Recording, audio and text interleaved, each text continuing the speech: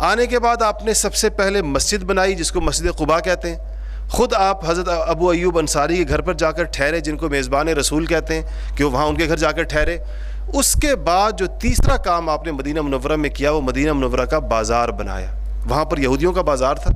اور وہ سارے معیشت پر وہ ایک طرح سے قابض تھے. وہاں حضور اکرم صلی اللہ علیہ وسلم نے صحابہ کو کہا کہ آپ اپنی دکانیں بنائیں اور بیٹھیں. اور اس سے پہلے اور بھی بہت سے کام ہیں. اس میں ایک کام مواخات کہلاتا ہے کہ ایک انصاری کو ایک مہاجر کا بھائی بنایا. اب دیکھیں بازار بن گیا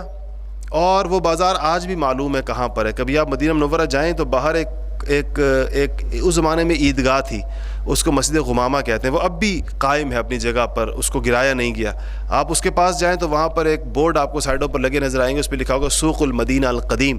کہ یہ وہ پرانا مدینے کا بازار ہے جو حضور صلی اللہ علیہ وسلم کے زمانے میں بنایا گیا. اور پھر مسلمانوں کو اس بازار میں بیٹھ کر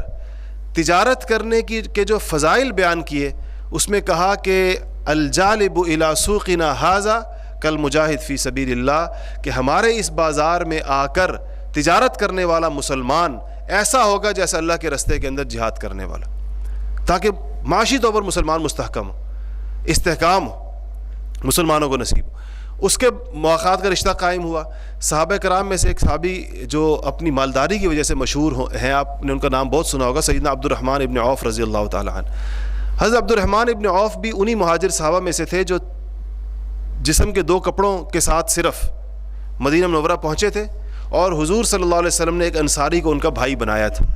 اور اس انصاری نے اپنی تمام چیزوں کو ان کے ساتھ آدھا کرنے کی ان کو پیشکش کی کہ جو کچھ میرے پاس ہے, میری زمین ہے وہ آدھی آپ لے لیجئے, جو میرے پاس جانور ہیں, جو چیزیں ہیں, آدھی میری آدھی آپ کی, کہ حضور نے آپ کو میرا بھائی بنایا. انہوں نے کہا کہ نہیں, تم مجھے بازار کا رستہ دکھاؤ, ہم تاجر پیشہ لوگ ہیں, تجارت کا ہمیں بزنس کا ایکسپیرینس ہے اور ہم تجارت کر سکتے ہیں, تمہیں تمہارا مال مبارک ہو, تمہیں تمہاری چیزیں مبارک ہو. بہت اس کا شکریہ ادا کیا اور بازار کا رستہ لیا. اب آپ سوچیں کہ ایک غریب الدیار مہاجر نے جو کہیں اور سے آیا ہے اور اس نئی جگہ پر پہنچا ہے, اور اس کے پاس زیرو کیپٹل کے ساتھ, کچھ بھی نہیں ہے اس کے پاس, زیرو کیپٹل کے ساتھ وہ مدینے کے بازار میں بیٹھا ہے, اور اسی بازار میں اس کی مالداری کا یہ عالم ہو جاتا ہے کہ حضرت عائشہ رضی اللہ تعالی عنہ کے بھانجے کہتے ہیں کہ ایک دفعہ میں اپنی خالہ سیدہ عائشہ رضی اللہ تعالی عنہ کے ساتھ بیٹھا ہوا تھا, اتنے میں مدینہ منورہ کی زمین ایسے ہل سی گئی جیسے زمین پر کوئی زور سی چیز آ جائے, دھمک سی پیدا ہوتی ہے. تو ہم سمجھے کہ شاید زلزلہ آ گیا, تو میں باہر نکلا پتہ کرنے کے لیے کہ شاید زلزلہ آیا. تو باہر نکلا تو پوچھا کیا ہوا, لوگوں نے کہا نہیں زلزلہ نہیں ہے, عبد الرحمن ابن عوف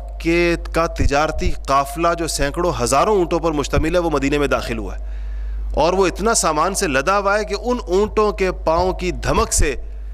مدینہ گویا کہ ہل گیا ہے, آواز آئی ہے اتنا جب وہ قافلہ اکٹھے پہنچا ہے وہاں پر. یہ اس بازار کی معاشی مساوات کا یہ عالم تھا کہ وہاں پر اگر ایک آدمی اپنی محنت کو لے کر اور اپنی دیانت کو لے کر